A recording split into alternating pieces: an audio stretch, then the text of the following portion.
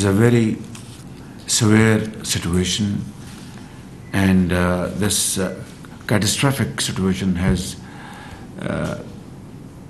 led to a very, very grim economic situation.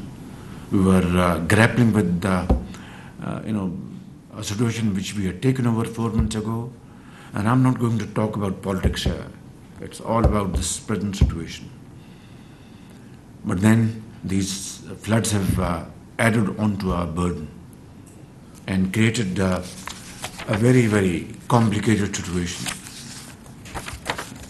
The damage to our infrastructure is very vast and is spread all over Pakistan. About 3,500 kilometers of roads have been damaged. Hundreds of bridges and flyovers and underpasses. Electricity is off in many cities. Our ministers, our secretaries are in the field, along with the engineering force of Pakistan Army, trying to repair all these cables, roads, flyovers.